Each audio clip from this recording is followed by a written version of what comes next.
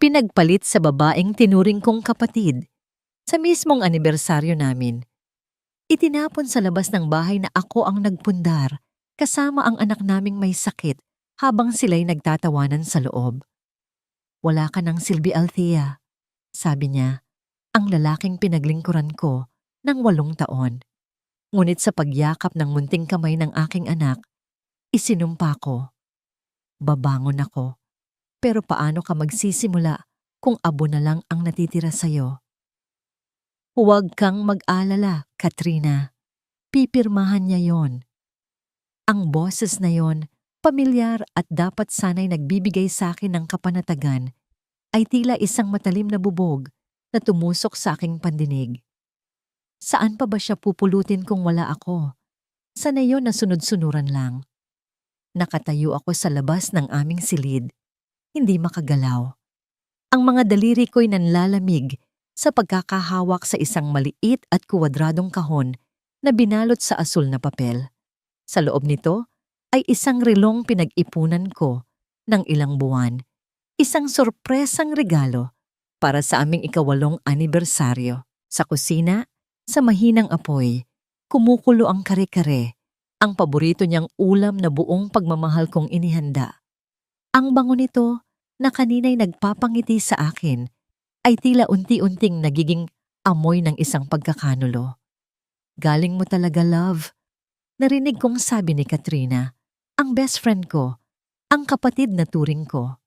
Hindi niya nahalata na matagal mo nang inililipat ang lahat ng assets sa pangalan mo, ang daling mauto. Hindi ko na nahabol ang aking hininga. Dumulas ang kahon mula sa aking mga kamay na nagsimula ng manginig. Hindi ko man lang narinig ang pagbagsak nito sa malambot na carpet. Ngunit sa loob ng dibdib ko, may isang bagay na gumuho na ang dagundong ay sapat na para mabasag ang buong pagkatao ko. Dahan-dahang bumukas ang pinto. Unang lumabas si Marco, ang lalaking minahal ko sa loob ng 8 taon, ang ama ng aking anak. Walang pagkagulat sa kanyang mga mata, walang pagsisisi, tanging isang malamig at nakakalkulang tingin na para bang matagal na niyang hinihintay ang sandaling ito. Sumunod sa kanya si Katrina na may mapanuyang ngiti sa kanyang mga labi habang hinahaplos ang kanyang tiyan na bahagyang umuumbok. "Narinig mo na pala," sabi ni Marco na parang nag-uulat lang ng panahon. "Mas mapapabilis ang lahat." "Althea," malambing na sabi ni Katrina, ngunit puno ng lason ang bawat pantig. "Sorry ha, pero kami na ang magkakaroon ng tunay na pamilya ngayon." Parang may pumipiga sa puso ko. Gusto kong sumigaw, magwala, manakit. Ngunit walang boses na lumalabas sa aking lalamunan. Ang tanging nagawa ko ay tumitig sa kanila, ang 2 taong pinagkatiwalaan ko ng buong buhay ko. At sa gitna ng aking pagkatulala, bumukas ang pinto ng bahay at pumasok si Doña Esmeralda, ang ina ni Marco.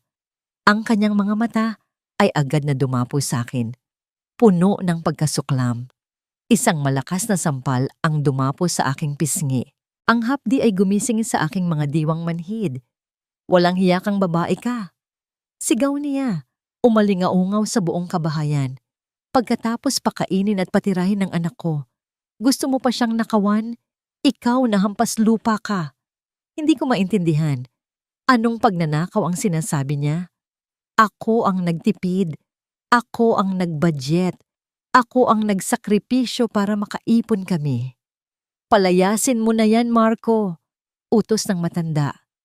Kasama ng pabigat niyang anak. Naramdaman ko ang marahas na paghila ni Marco sa aking braso. Kinaladkad niya ako palabas ng bahay na ako mismo ang nag-ayos, naglinis, at ginawang isang tahanan.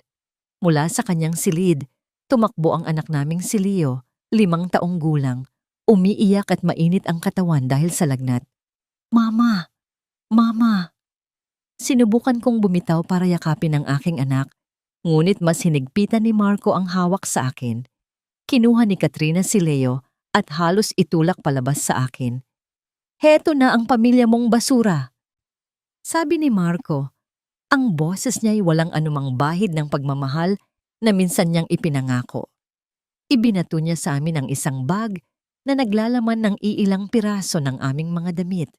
Sa gitna ng papalakas na buhos ng ulan, itinulak niya kami palabas ng gate. Ang huli kong nakita ay ang kanilang mga mukha. Si Marco na walang emosyon, si Katrina na nagtatagumpay, at si Doña Esmeralda na nakangisi. Pagkatapos, isinara nila ang pinto. Nakatayo ako roon, basang-basa sa ulan, yakap ang aking anak na nanginginig sa lagnat at takot. Ang tunog ng kanyang pag-ubo ay mas masakit pa sa sampal na natanggap ko.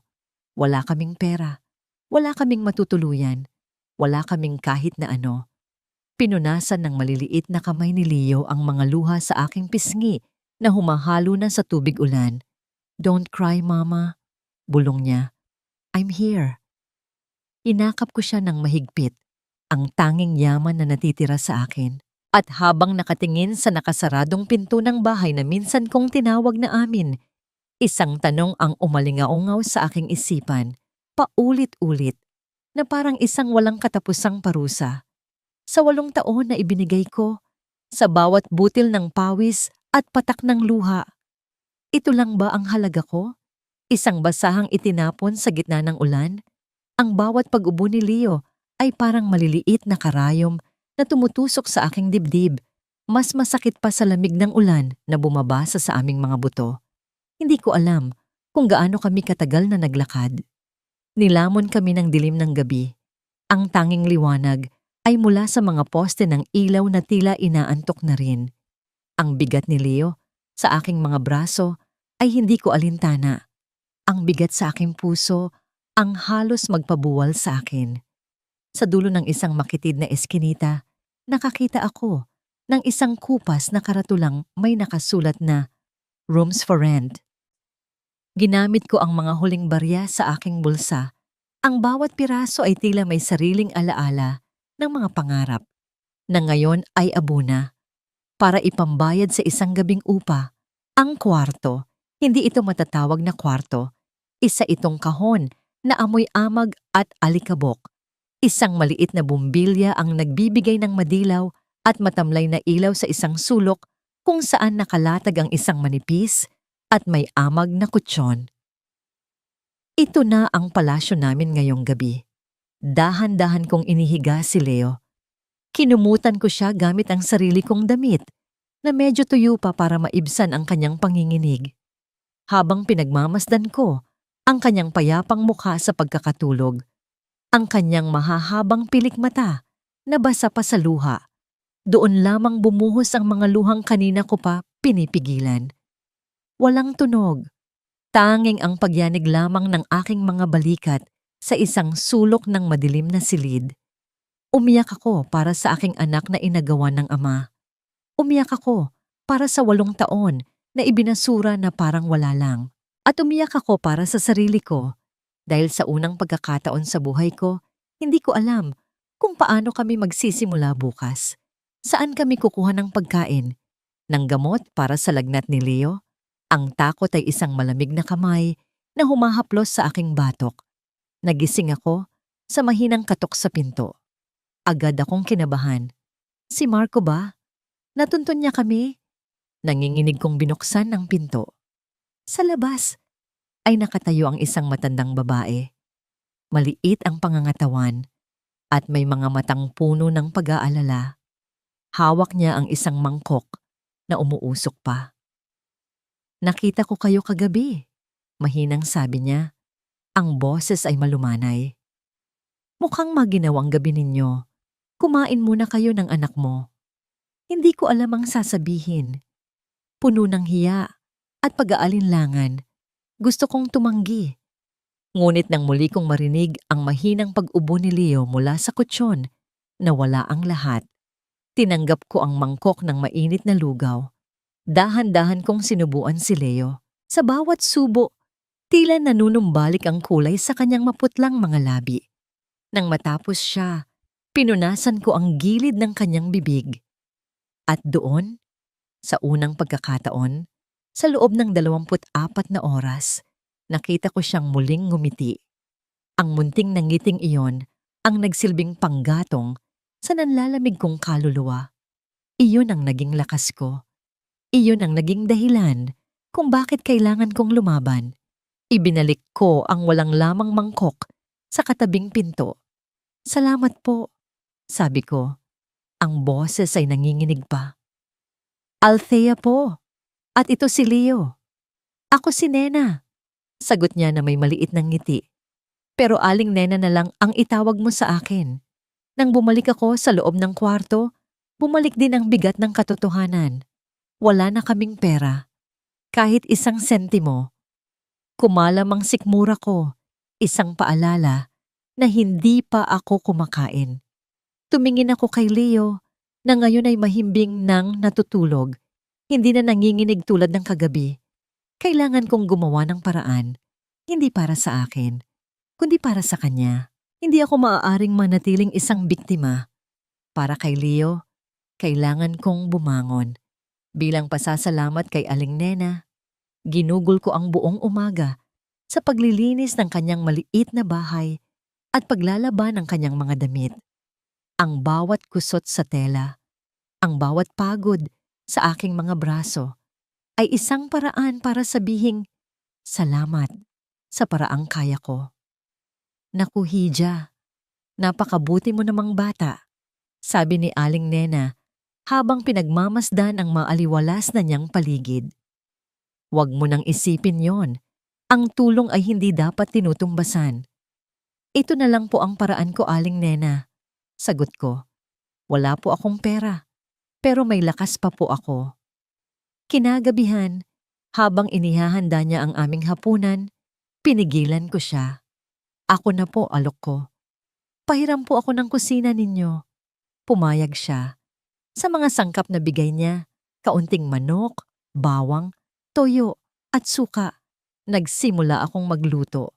Habang ginigisa ko ang bawang, bumalik sa akin ang mga alaala. Ang adobo. Ito ang unang putaheng natutunan kong lutuin para kay Marco. Naalala ko pa ang mga utos niya. Mas gusto ko yung medyo tuyo. O kaya, dagdagan mo ng paminta. Ginawa ko ang lahat para makuha ang perpektong timpla na gusto niya. Isang timpla na hindi niya kailanman pinuri ng lubusan. Ngunit ngayon, habang hinahalo ko ang manok, sa kumukulong sarsa iba na ang pakiramdam. Ang bawat patak ng tuyo ay hindi na para sa panlasa ng isang taong walang utang na loob.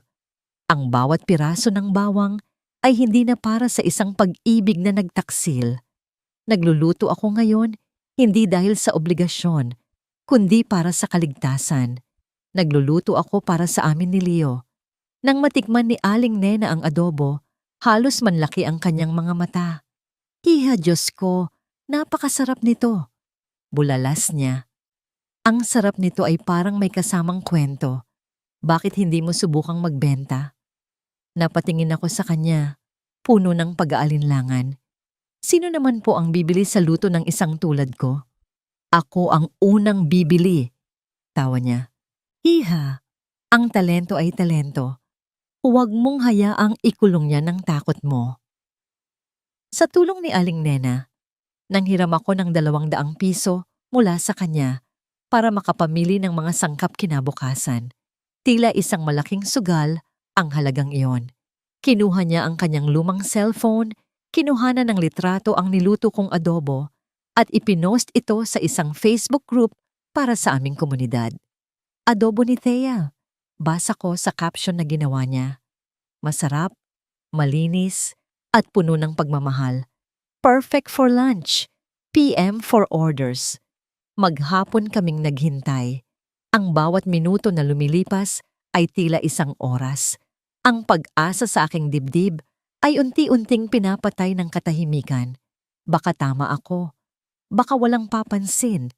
Nang gabing iyon, habang mahimbing na natutulog si Leo sa aking tabi, tinititigan ko lang ang madilim na screen ng aking cellphone. Biglang umilaw ito. Isang mahinang ugong ang narinig ko mula rito. Isang notification. Napahawak ako sa aking dibdib. Ang puso ko'y nagsimulang tumibok ng mabilis. Ito na ba? O isa lang itong maling pag-asa na muling dudurog sa akin? Dahan-dahan kong binuksan ang notification. Ang aking hininga ay tila nahinto sa aking lalamunan. Isang pangalan, Attorney David Lim. Nag-order siya ng 2 box ng adobo para sa tanghalian. Kinabukasan, sa ilalim ng tirik na sikat ng araw, naglakad ako patungo sa address na ibinigay niya. Bawat hakbang ay isang panalangin na sana'y magustuhan niya. Bitbit ko sa isang supot ang mainit-init pang pagkain. Ang amoy nito ay humahalo sa alikabok ng kalsada. Ang opisina ay isang maliit na law firm. Isang sekretarya ang sumalubong sa akin. Kinuha ang order at iniabot ang bayad. Salamat po, sabi ko, halos pabulungo. Mukhang masarap yan, ngiti ng babae. Good luck sa business mo. Ang simpleng salitang yon ay nagbigay ng kakaibang init sa aking puso. Habang naglalakad pabalik, hindi na gaanong nakakapasong ang sikat ng araw. Kinagabihan, hindi na namin namalayan ni Aling Nena ang oras. Ang positibong feedback mula sa opisina ni Attorney Lim ay mabilis na kumalat sa Facebook group. Ang isang order ay naging 5, tapos 10. Ang maliit na kusina ni Aling Nena ay napuno ng bango ng adobo at ng tunog ng aming pagtatrabaho. Siya ang tagahiwa at tagabalot. Ako ang tagaluto at tagatimpla. Ang pagod ay gumuguhit sa aming mga mukha, ngunit sa aming mga mata ay may kislap ng pag-asa. Sa pagtatapos ng linggo, sa ibabaw ng aming maliit na mesa, binilang namin ang aming kita, mga lukot na papel na pera at mga barya. Hindi ito malaki. Sapat lang para sa upa, sa pagkain, at sa gamot ni Leo.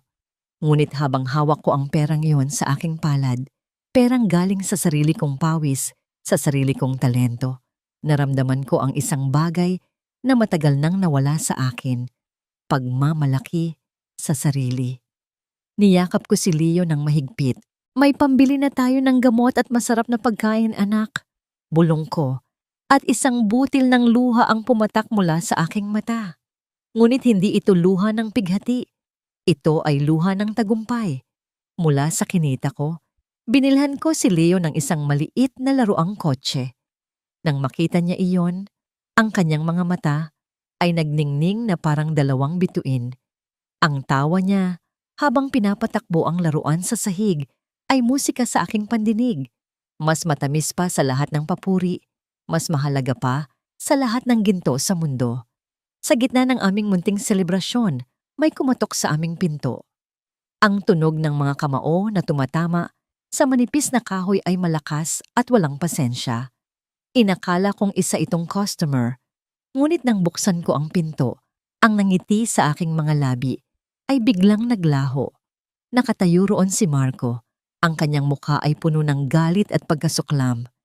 Tiningnan niya ako mula ulo hanggang paa. Pagkatapos ay ang loob ng aming masikip na silid. Anong kalokohan to? Na nagbebenta ka raw ng pagkain online.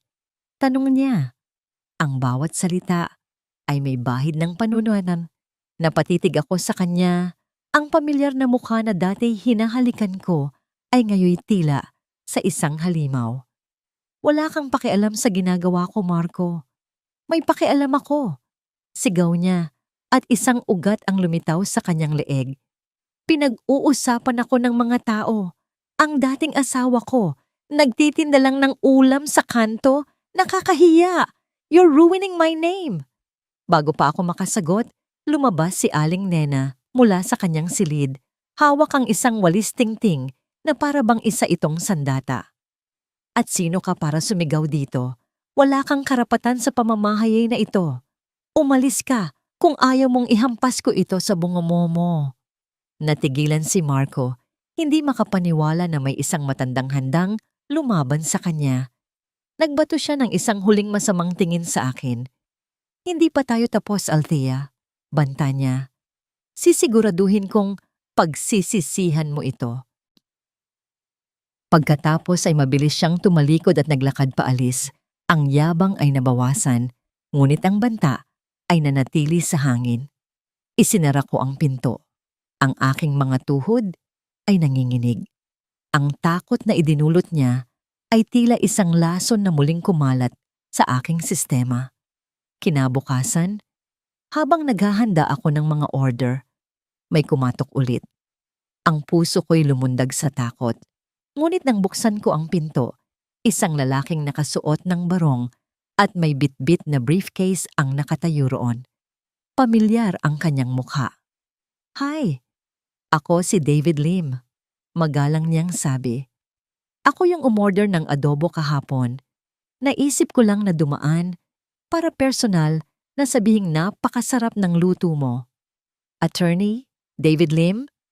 Gulat kong tanong. Tumango siya. "Narinig ko ang kwento mo sa social media at nabalitaan ko rin ang nangyari kagabi. Nandito ako hindi lang bilang customer, Althea. Isa akong abogado." Ipinaliwanag niya na may karapatan akong magnegosyo at hindi ako dapat matakot sa mga banta ni Marco. Nag-alok siya ng libreng legal na payo kung sakaling kailanganin ko. Ang kanyang mga salita ay parang isang basong tubig sa aking nauuhaw na kaluluwa. May pag-asa, may pwedeng tumulong, ngunit ang pag-asang iyon ay hindi nagtagal. Kinahapunan, isang delivery rider ang nag-abot sa akin ng isang sobre. Opisyal ito. May logo ng isang malaking law firm. Sa loob, nakasulat sa makapal na papel ang mga salitang hindi ko maintindihan, ngunit ang dalawang parirala ay malinaw. Cease and desist. Inaakusahan ako ni Marco na ginagamit ang mga intellectual property niya, ang mga recipe na itinuro di umano niya sa akin. Inoobligahan akong itigil ang pagbebenta. Kung hindi ay kakasuhan niya ako. Halos mapaluhod ako. Paanong nangyari ito? Ang mga recipe ay galing pa sa lola ko, minana ng nanay ko, at ipinasa sa akin. Paano niya ito maaring angkinin? Agad kong tinawagan si Attorney David. Nang marinig niya ang nangyari, sinabi niyang puntahan ko siya sa opisina niya dala ang sulat. "Ito ay isang pambubuli, Althea," sabi ni Attorney David matapos basahin ang liham. Alam niyang may pera siya at wala ka, kaya ginagamit niya ang batas para takutin ka. Ipinakita niya sa akin ang isang lumang libro na nakatago sa aking mga gamit, ang nag-iisang bagay na naisalba ko mula sa dati naming bahay, ang libro ng mga recipe ng aking lola na sulat kamay pa. Ang pagluluto, lalo na kung galing sa puso, ay hindi mananakaw, sabi niya. Pero sa korte, kailangan natin ng ebidensya. Tiningnan ko ang kupas na libro. Ang mga pahina ay naninilaw na. Sa loob nito ay ang mga alaala ng aking pagkabata, ang halimuyak ng kusina ng aking lola. Ito lang, at ang mga alaala ko, ang panlaban namin sa pera at kapangyarihan ni Marco. Sapat na ba yon? Ang opisina ng abogado ni Marco ay malamig at tahimik. Ang malamig na hangin mula sa aircon ay tila may dalang panunuya. Lalong nagpatingkad sa kaibahan ng suot kong bestida na naman ako pa kay inay at sa mamahaling kasuotan ng mga taong naroroon. Mahigpit kong hawak ang lumang libro ng resipe ni Lola. Ang init nito sa aking mga palad, ang tanging nagbibigay sa akin ng lakas. Sa kabila ng mahabang lamesang gawa sa mahogany, nakaupo si Marco at ang kanyang abogado, isang lalaking makinis ang mukha at may ngiting hindi abot sa kanyang mga mata. Si Attorney David Lim ay kalmadong nakaupo sa aking tabi. Ang kanyang presensya ay nagbibigay ng kaunting kapanatagan. "Salamat sa pagdating, Miss Reyes." Simula ng abogado ni Marco, si Attorney Fernandez. "Gusto lang naming linawin ang lahat para maiwasan ang anumang gulo. My client, Mr. Vargas, is prepared to offer you a severance package, isang maliit na halaga para sa mga naging abala mo. Halos hindi ako makahinga. Ang 8 taon ng buhay ko, tinawag niyang abala." Si Marco ay hindi tumitingin sa akin. Ang kanyang mga mata ay nakatuon sa isang mamahaling ballpen na pinapaikot-ikot niya sa kanyang mga daliri. "Althea, just sign it," sabi niya. Ang boses ay walang kabuhay-buhay. "Para matapos na to." My client will not be signing anything. Matatag na sabi ni attorney. David. At hindi rin siya titigil sa kanyang maliit na negosyo na pinaghirapan niya. Inilapag ni Attorney David ang libro ni Lola sa gitna ng mesa. Ang tunog ng paglapag nito ay tila mas malakas kaysa sa inaasahan sa loob ng tahimik na silid. Ang mga resipeng ito ay pag-aari ng pamilya ni Althea. This book, written by her grandmother, is proof of her family's legacy. Hinawakan ni Attorney Fernandez ang libro.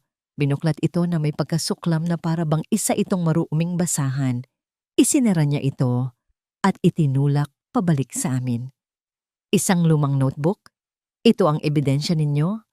Sa korte, ang tawag dito ay hearsay. It's worthless. Ang mga salitang iyon ay tumama sa akin ng mas malakas pa sa isang sampal. Ang libro ni Lola, ang mga alaala ng kanyang pagmamahal na nakasulat sa bawat pahina, tinawag niyang walang kwenta. Nang makita ni Marco ang determinasyon sa aking mukha, ang hindi ko pagsuko, biglang nagbago ang anyo niya, nawala ang pagwawalang bahala at napalitan ito ng isang madilim at mapanganib na tingin. Kung ipipilit mo to, Althea, sabi niya, dahan-dahan, ang bawat salita ay may bigat. Baka dapat isipin mo kung sino ang mas may karapatan kay Leo. Isang klase ng lamig ang gumapang sa aking likuran. Mas matindi pa sa lamig ng aircon. Galing ito sa takot. Ano ang ibig mong sabihin? Nanginginig kong tanong. Ngumisi si Attorney Fernandez na para bang matagal na niyang hinihintay ang pagkakataong ito. Kung ipagpapatuloy mo ang kasong ito, wala kaming pagpipilian kundi mag-file ng petition for sole custody. Sasabihin namin sa korte na ikaw ay isang unfit mother. Wala kang permanenteng tirahan. Nakatira ka sa isang squatter. Wala kang matinong trabaho. Paano mo bubuhayin ang isang bata? Ang aking anak. Ginagamit nila ang aking anak laban sa akin. Ang aking mundo ay gumuho sa pangalawang pagkakataon. Ang paglaban para sa aking karapatan at sa aking negosyo ay isa. Ngunit ang paglaban para sa aking anak, ito ay isang laban na hindi ko kayang isipin na matalo. Maaari ba nilang kunin sa akin si Leo? Ang nag-iisang dahilan kung bakit ako bumabangon sa umaga. Hindi ko namalayan ang paglabas namin sa malamig na gusali. Ang tanging naririnig ko ay ang paulit-ulit na salita sa aking isipan. Unfit mother, unfit mother, unfit mother. Ang mga salitang iyon ay mas masakit pa sa sampal, mas malupit pa sa pagtataboy. Althea, huminga ka. Narinig kong sabi ni Attorney David nang makasakay kami sa kanyang luma, ngunit malinis na sasakyan. Huwag mong hayaang kainin ka ng takot mo. Ito ay isang strategy lamang. Isang maruming paraan para sumuko ka. Pero paano kung totoo, attorney? Sabi ko, ang boses ko'y basag. Paano kung sabihin nilang hindi ko kayang alagaan si Leo? Paano kung kunin nila siya sa akin? Ang bawat salita ay parang laso na lumalabas sa aking bibig. Hininto ni Attorney David ang sasakyan sa tapat ng eskinita namin. Hinarap niya ako. Ang kanyang mga mata ay seryoso, ngunit puno ng habag. Hindi nila magagawa yon ng basta-basta. Oo, mayaman sila.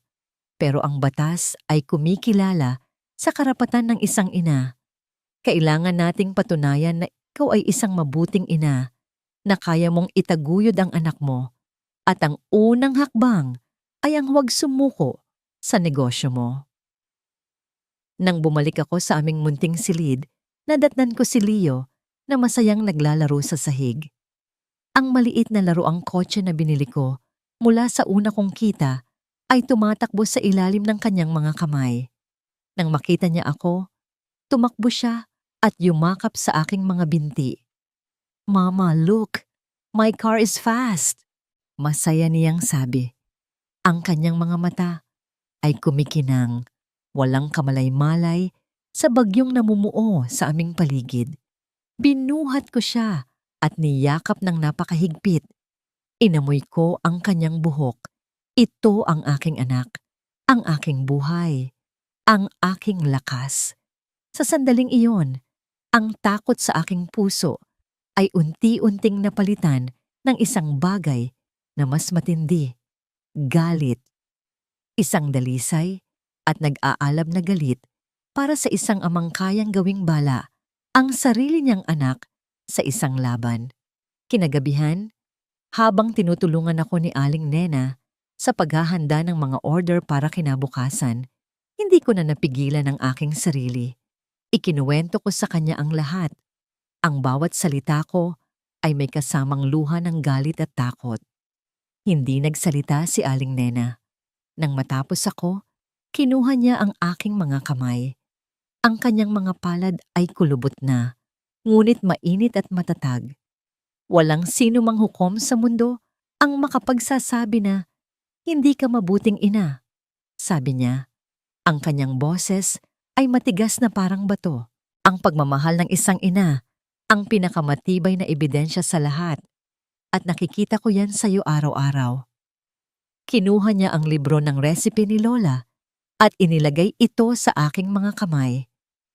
"Ito," sabi niya, "ito ang magpapatunay sa kanila. Ang bawat recipe dito ay patunay na kaya mong bumuhay ng pamilya. Ipaglaban mo ito, Althea, hindi para sa pera, kundi para sa anak mo." Pinunasan ko ang aking mga luha. Tiningnan ko ang libro, pagkatapos ay ang natutulog na si Leo. Tama si Aling Nena, hindi na ito tungkol sa adobo, hindi na ito tungkol sa pera o sa akin. Ito ay para kay Leo. Kinuha ko ang aking cellphone at tinawagan si Attorney David. "Attorney," sabi ko, at sa unang pagkakataon, walang panginginig sa aking boses. Lalaban ako. Ang mga salitang lalaban ako ay hindi lamang isang pangako sa telepono. Ito ay naging isang apoy na muling nag-alab sa aking puso. Kinabukasan, sa opisina ni Attorney David, hindi na ako ang babaeng halos matunaw sa takot. Ang nakaupo sa harap niya ay isang inang handang gawin ang lahat para sa kanyang anak. "Okay, Althea, this is the plan," sabi ni Attorney David. Naglalatag ng mga dokumento sa mesa. "We need to build your case. Hindi tayo pwedeng mag-focus lang sa defense. We need to go on the offensive, in a good way. Kailangan nating ipakita sa korte na hindi ka lang fit na ina kundi ikaw ang mas mabuting magulang para kay Leo. And your business is our best weapon." Ang kanyang plano ay simple ngunit matalino. Palaguin ang negosyo. Gawin itong isang lehitimo at matatag na pinagkukunan ng kita. Isang patunay na kaya kong bigyan si Leo ng magandang kinabukasan nang hindi umaasa sa kahit kanino. Pag-uwi ko, dala ko ang bagong determinasyon. Ipinakita ko kay Aling Nena ang kaunting perang naipon ko. "Aling Nena, gusto ko na pong magtayo ng maliit na pwesto sa labas. Isang maliit na karinderya." Ang mga mata ng matanda ay nagningning. "Iyan ang tama, Hija. Suportado kita dyan." Sa tulong ng ilang mababait na kapitbahay na naging suki ko na rin, nakahanap kami ng isang maliit na espasyo sa kanto ng aming eskinita. Nagtulong-tulong kami sa paglilinis at pagpipintura. Ginamit namin ang mga lumang yero at kahoy. Sa loob ng isang linggo, ang dating basurahan ay naging isang maliit at malinis na kainan. Isang simpleng karatula na gawa sa kahoy ang isinabit ko sa harap. May nakasulat na, "Lutong Ina." Sa unang araw ng aming pagbubukas, naroon si Leo. Suot ang kanyang paboritong t-shirt at ipinagmamalaki ako sa lahat ng dumadaan. Siya ang aming munting tagasalubong at ang kanyang nangiti ang pinakamahalagang sangkap sa bawat putaheng inihahain ko. Ang amoy ng aking sinigang at kare-kare ay humahalo sa hangin. Inaakit ang mga nagugutom na trabahador at mga pamilya. Ang negosyo ay naging matagumpay. Araw-araw, nauubos ang aming paninda. Ang mga barya ay naging papel na pera. Ang takot sa aking puso ay napalitan ng pag-asa. Sa wakas, nararamdaman kong kaya ko na. Kaya naming dalawa ni Leo. Isang hapon, habang abala ako sa pag-aasikaso ng mahabang pila ng mga customer, isang babae ang biglang sumigaw. Aray! Ang sakit ng tiyan ko! Sigaw niya, hawak-hawak ang kanyang sikmura at tila namimilipit sa sakit. Lahat kami ay napatingin sa kanya. Yung kinain ko dito, yung adobo ninyo, may lason ata. Ang mga salitang may lason ay kumalat na parang apoy sa tuyong damo. Ang mga customer na kumakain ay biglang napatigil. Ang mga nasa pila ay nagsimulang magbulungan. Ang masayang kapaligiran ay biglang napalitan ng pagdududa at takot. Tulong! Dalhin niyo ako sa ospital! Patuloy na sigaw ng babae. Napatayo ako roon, hindi makagalaw. Hawak ang sandok na nanginginig. Nakatingin ako sa mga mata ng mga tao sa paligid. Ang paghanga na nakita ko kanina ay napalitan ng pag-aakusa. Ang munting pangarap na itinayo ko mula sa abo ay biglang natupok ng usok ng isang kasinungalingan. Ang mga salita ng babae ay parang lason na nakumalat sa hangin. Nilason ang tiwala na pinaghirapan kong itayo. Ang mga ngiti ay napalitan ng pagdududa. Ang masayang kwentuhan ay naging mapanuring bulungan. Naramdaman ko ang pag-atras ng mga tao na para bang ako mismo ang may dalang salot. Sa isang iglap, bumalik ang pakiramdam ng pagiging mag-isa sa gitna ng ulan. Ngunit sa pagkakataong ito, may nagiba. Sa tabi ko ay si Leo at sa likod ko ay ang apoy ng niluluto kong pagkain. Hindi ako pwedeng magpatalo. Sandali lang po. Ang boses ko ay lumabas. Mas matatag kaysa sa inaasahan ko. Humarap ako sa babaeng namimilipit pa rin sa sahig. Dalhin natin siya sa ospital. Ngayon din. Ako ang magbabayad ng lahat. Pagkatapos ay tumingin ako sa mga mata ng aking mga suki. Pero isa lang po ang masasabi ko sa inyo. Sa ngalan ng anak ko, sigurado po akong malinis at walang anumang masama sa pagkaing inihahain ko. Ang aking mga salita ay tila nagpabago sa ihip ng hangin. Nakita nila hindi ang isang nagkakasala, kundi isang inang handang manindigan. Kalokohan to. Sigaw ni Mang Tonyo, isang construction worker na araw-araw na kumakain sa amin. Halos isang buwan na akong kumakain dito, ni minsan hindi sumakit ang tiyan ko. Baka naman may iba kang sakit, miss. Oo nga, segunda ng isa pang babae.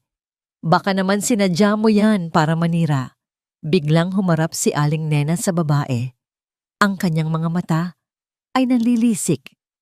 Sige iha, dadalhin ka namin sa ospital. At ipapa-examine natin yang tiyan mo at ang pagkain namin. Tingnan natin kung sino ang nagsasabi ng totoo. Sa pagkarinig nito, ang babae ay biglang natigilan. Ang kanyang pag-arte ay biglang nawala. Napalitan ng hindi maipintang kaba sa kanyang mukha. Mabilis siyang tumayo. Huwag na, ayos na ako, uuwi na lang ako. Sinubukan niyang tumakbo, itulak ang mga taong nakaharang. Ngunit sa kanyang pagmamadali, natapilok siya at bumagsak sa maalikabok na lupa. Mabilis siyang bumangon at nagpatuloy sa pagtakbo, naglaho sa kabilang eskinita. Naiwan ang isang alon ng pagtataka sa mga tao. Ngunit sa lugar kung saan siya bumagsak, may isang bagay na kumislap sa ilalim ng sikat ng araw. Isang cellphone. Mabilis itong dinampot ni Aling Nena bago pa may ibang makakuha. Inabot niya ito sa akin. Nanginginig kong hinawakan ang telepono. Hindi ito nakalock. Sa screen, bukas ang isang text message. Isang mensahe lang, ngunit sapat na yon para palamigin ang dugo sa aking mga ugat. Galing ito sa isang numerong nakasave sa pangalang Doña E. Ang mensahe, magaling. Siguraduhing sira na ang pangalan niya. Daanan mo na lang ang bayad mo sa akin mamaya. Si Doña Esmeralda, ang ina ni Marco, ang lola ng sarili kong anak. Siya ang may pakana ng lahat. Napatitig ako sa screen pagkatapos ay sa aking munting karinderya. Ang laban ay hindi na lang sa korte. Ang digmaan ay dinala na nila sa aking tahanan, sa aking kabuhayan. Hawak ko ang katotohanan sa aking mga kamay. Ngunit sa mundong ito, Laban sa mga taong kayang bumili ng kasinungalingan, sapat na ba ang katotohanan para manalo? Ang katahimikan na naiwan sa pagtakbo ng babae ay mas malakas pa sa kanyang mga sigaw.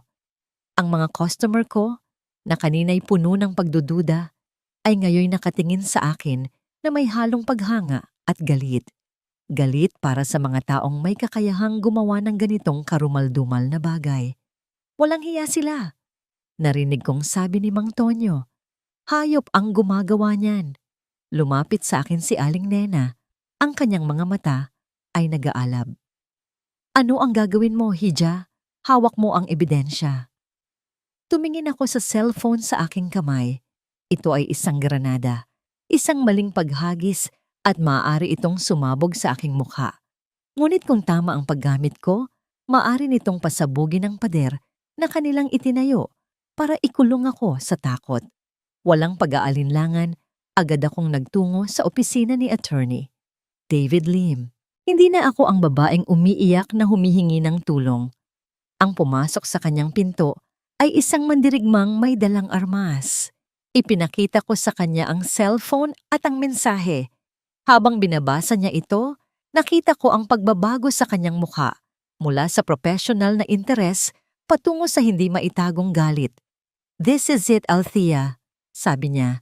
At sa unang pagkakataon, narinig ko ang panggigigil sa kanyang boses. This isn't just a simple case of libel anymore. This is a criminal act, conspiracy, paninirang puri na may masamang intensyon. Ano po ang gagawin natin, Attorney? Hindi na tayo magdedepensa. Sagot niya, ang kanyang mga mata ay matalim. Tayo na ang aatake. Kinagabihan, bumalik kami sa lugar na isinumpa kong hindi ko natatapakan. Ang malaking bahay ng mga Vargas. Ang bawat hakbang patungo sa kanilang gate ay mabigat. Ngunit hindi dahil sa takot, dahil sa bigat ng katarungang dala ko. Kami ang nag-doorbell. Si Doña Esmeralda mismo ang nagbukas ng pinto. Nang makita niya ako, isang mapanuyang ngiti ang gumuhit sa kanyang mga labi. Ngunit nang makita niya si Attorney David sa aking likuran, ang ngiting iyon ay bahagyang nawala. Anong kailangan ninyo?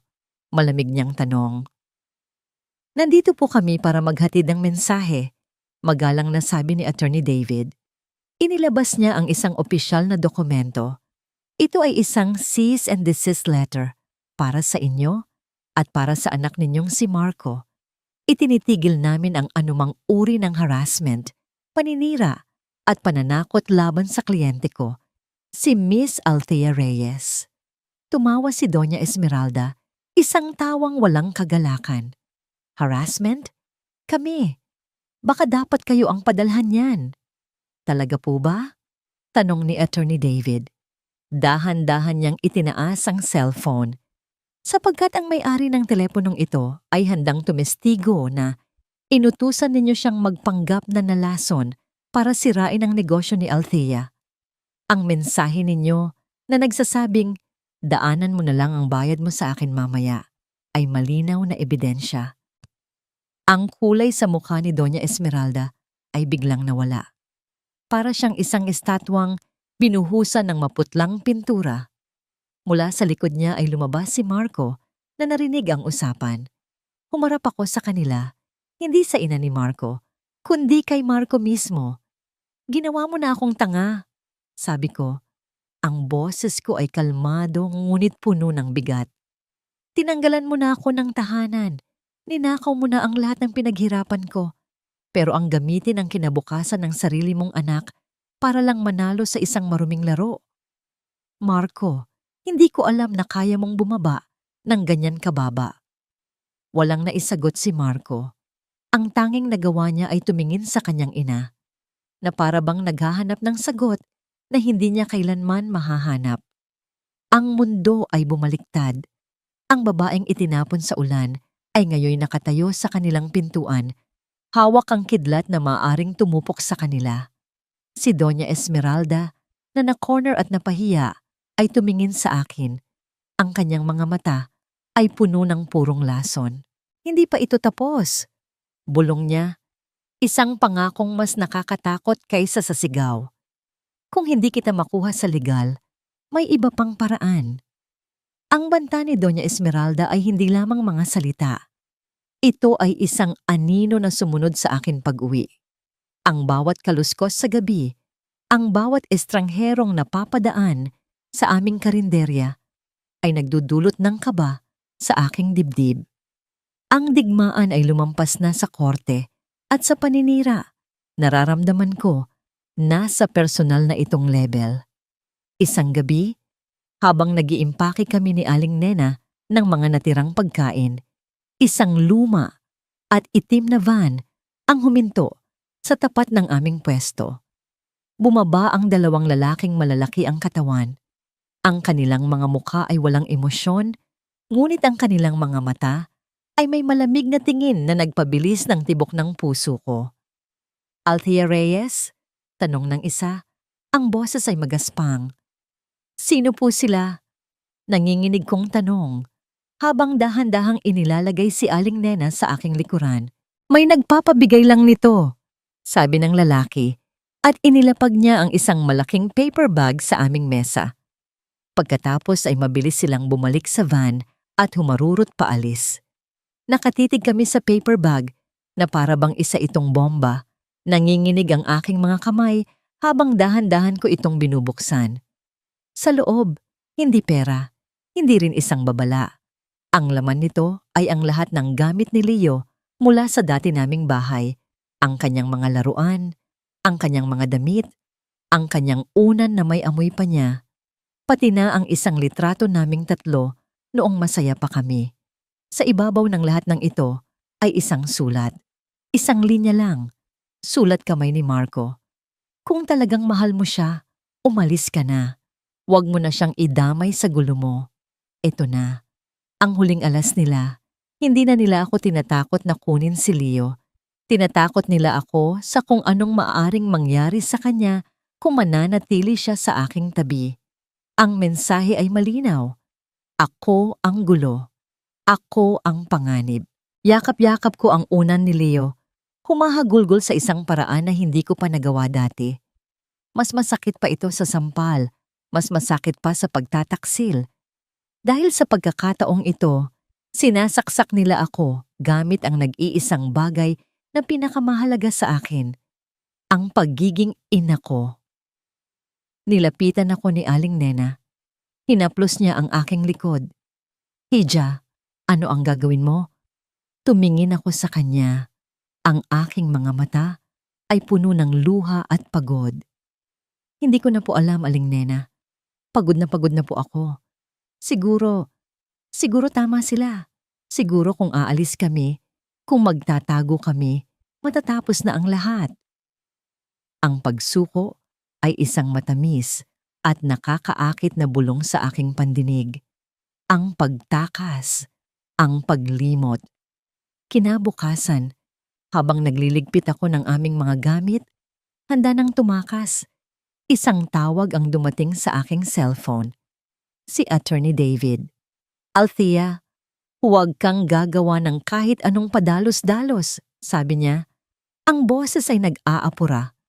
"May nakuha akong impormasyon. Ang negosyo ni Marco bagsak na. Lubog sila sa utang, kaya sila desperado.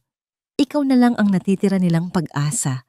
Kung mapipirma mo ang isang waiver na isusuko mo ang lahat ng karapatan mo sa mga ari-arian ninyo, makakakuha sila ng malaking loan.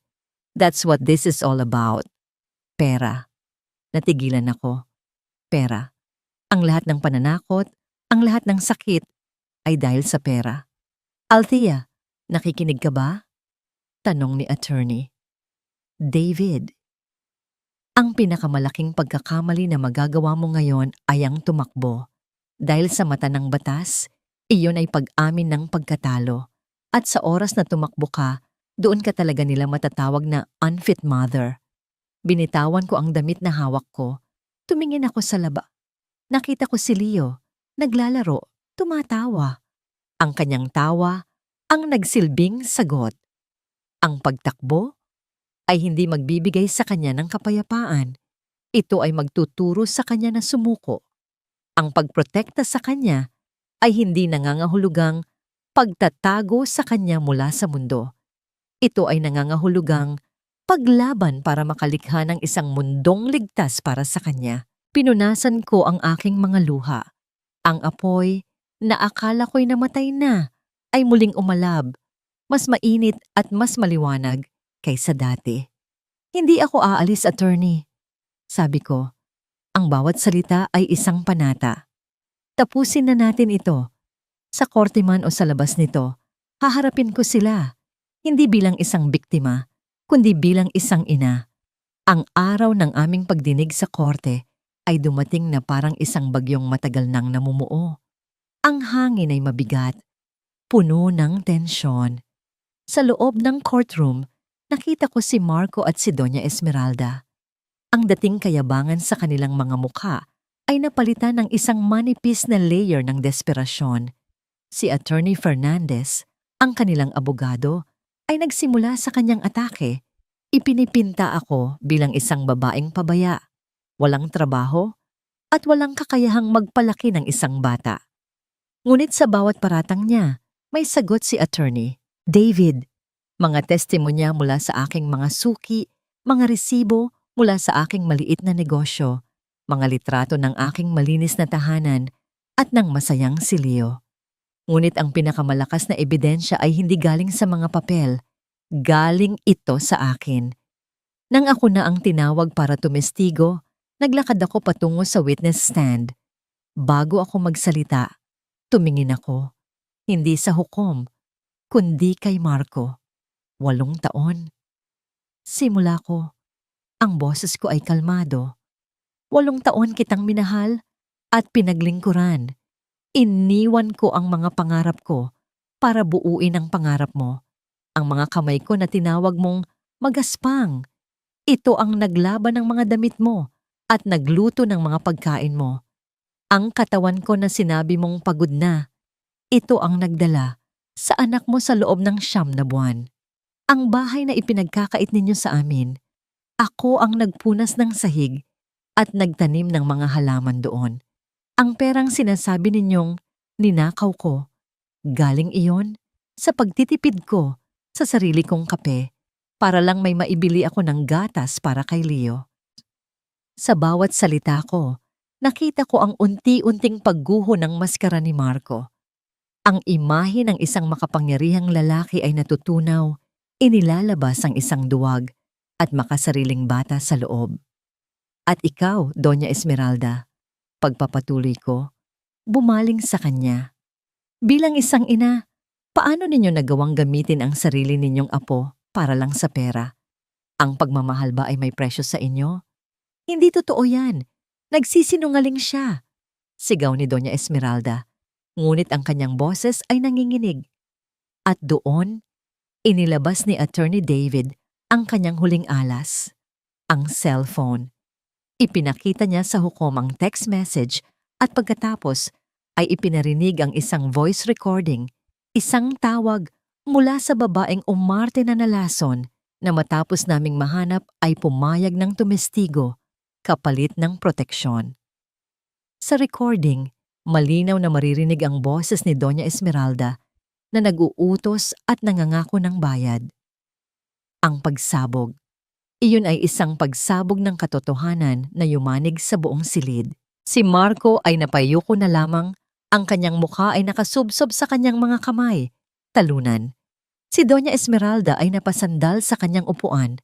Ang kanyang mukha ay maputlang maputla na para bang nakakita ng multo, ang multo ng kanyang sariling kasamaan. Pagkatapos ng lahat, nang lumabas kami sa courtroom, sinalubong kami ng liwanag ng araw. Sa unang pagkakataon, sa loob ng maraming buwan, hindi ito nakakasilaw, mainit ito at puno ng pag-asa. Sa di kalayuan, nakita ko si Marco na nag-iisa. Iniwan na siya ng kanyang ina at ng kanyang abogado. Nagtama ang aming mga mata. Sa kanyang mga mata, wala ng galit o yabang. Ang nakita ko ay isang malawak na kawalan, isang taong nawalan ng pamilya, ng dangal, at ng sarili. Tumalikod ako at hinawakan ng kamay ng aking anak. "Mama, are we going home?" Tanong ni Leo. Ngumiti ako, isang nangiting totoo at malaya. Oo, anak, uuwi na tayo. Sa aming tahanan, kung saan ang pagmamahal ay hindi sinusukat sa pera at ang kayamanan ay ang pagiging magkasama naming dalawa. 5 taon na ang lumipas. Ang amoy sa loob ng aking restaurant ay hindi na amoy amag o alikabok. Ito ay ang halimuyak ng bagong saing na kanin na may dahon ng pandan, ang bango ng ginisang bawang at ang samyo ng tagumpay. Ang lutong ina ay hindi na lamang isang maliit na karinderya sa eskinita. Isa na itong pangalan na kilala sa paghahain ng pagkaing luto sa puso. Nakatayo ako sa isang sulok, suot ang isang simpleng bestida na yari sa malambot na tela. Pinagmamasdan ang aking mga empleyado na abala sa pag-aasikaso ng mga customer. Ang mahinang tunog ng mga kubyertos at masayang kwentuhan ng musika sa aking pandinig. Ang lahat ng ito, pinaghirapan ko. Itinayo ko mula sa abo. Isang hapon, habang pauwi ako, natanaw ko ang isang construction site sa di kalayuan. At doon, sa gitna ng mga trabahador na basang-basa sa pawis at nababalutan ng alikabok ng semento, nakita ko siya. Si Marco. Nagbubuhat siya ng mga hollow block. Ang kanyang mga braso ay mas malaki na ngayon, ngunit ang kanyang mga balikat ay hukot. Binibigatan ng isang bagay na higit pa sa semento. Nag-angat siya ng tingin at nagtama ang aming mga mata. Sa isang saglit, nakita ko ang lahat. Ang pagsisisi, ang pagod, ang kahihiyan.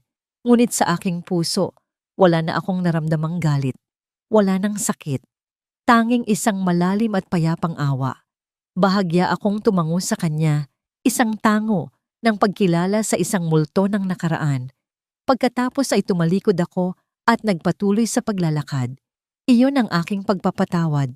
Ang kakayahang tingnan siya at hindi na makaramdam ng kahit ano, maliban sa pasasalamat na malaya na ako. Nabalitaan ko na lang na si Katrina ay matagal na siyang iniwan noong bumagsak na ng tuluyan ang kanilang negosyo. Ngayoy mag-isa itong nakikipaglaban para sa kustodya ng anak nila sa ibang lalaki. Si Doña Esmeralda naman, matapos atakihin sa puso dahil sa stress, ay nag-iisa na lang sa isang maliit na nirerentahang bahay. Ang kanyang yaman at kapangyarihan ay naglaho na parang usok. Ang karma, minsan, ay hindi isang malakas na kulog. Minsan, ito ay isang mahaba at nakabibinging katahimikan. Pagdating ko sa aming bagong bahay, isang bahay na may hardin at sapat na espasyo para sa mga pangarap, sinalubong ako ng tawanan. Sa aming sala, naglalaro ng chess si Aling Nena na itinuturing ko ng pangalawang ina at si Attorney David Lim. Kasama ni Attorney ang kanyang asawa at 2 anak. Sila ang aking mga kaibigan, ang aking tunay na pamilya. Lumapit sa akin ang aking 10 taong gulang na si Leo. Malusog siya, matangkad, at may mga matang kumikinang sa talino at kabutihan. May dala siyang isang maliit na plato. Para sa'yo, Mama, sabi niya. Iniaabot sa akin ang plato. Sa ibabaw nito ay isang piraso ng adobo na may sobrang bawang tulad ng gusto ko. Ako po ang tumulong kay Lola Nena na lutuin yan. Kinuha ko ang plato, tiningnan ko ang adobo, ang putahing nagsimula ng lahat, ang putahing minsan kong inialay sa isang maling tao.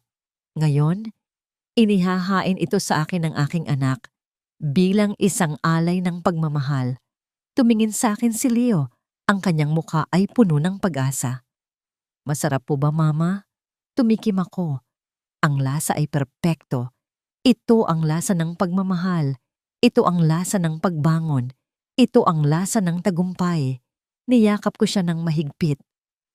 Oo, anak. Bulong ko, habang isang butil ng masayang luha ang dumaloy sa aking pisngi.